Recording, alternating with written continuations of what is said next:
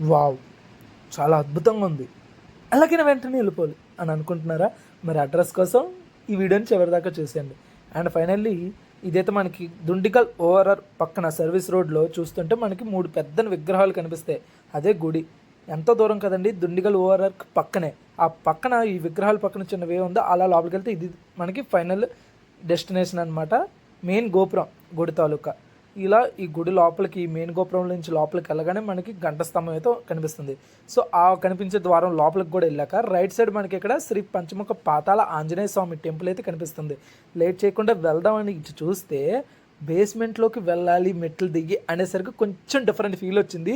And లోపలికి వెళ్తూనే కొద్దీ ఈ నల్లని రాతితో కట్టిన ఈ ఆర్కిటెక్చర్ ఏదైతే ఉందో ఒక నెక్స్ట్ లెవెల్ ఎక్స్పీరియన్స్ అయితే ఇచ్చింది.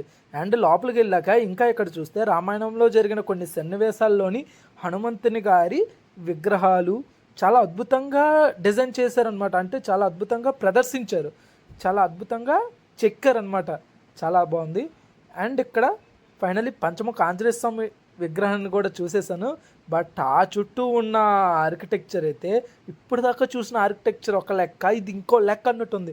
ఇది చూడగానే ఒక్కసారిగా నన్ను స్వర్గంలో ఉన్నానేమో, అంతే ఒక డిఫరెంట్ లోకంలో ఉన్నాను, అంత అద్భుతమైన ఫీల్ వచ్చింది. వీడియోలో చూస్తే మీకు ఎలా ఉందో తెలియదు కానీ ఒక్కసారి రియల్గా చూడండి, మైండ్ పోతుంది. అండ్ ఫైనల్ బయటకు వచ్చాక ఇక్కడ మనకి రామాయణానికి సంబంధించిన 1-2 విగ్రహాలు, నవగ్రహాలు, అలాగే కొంతమంది దేవుని విగ్రహాలు కూడా ఉన్నాయి. మనం వారిని కూడా దర్శించుకోవచ్చు. అండ్ ఈ వీడియో నచ్చినట్టయితే లైక్ చేయండి, మన ఛానల్ని ఫాలో చేయండి, ఇన్స్టాగ్రామ్లో యూట్యూబ్లో సబ్స్క్రైబ్ చేయండి. And stay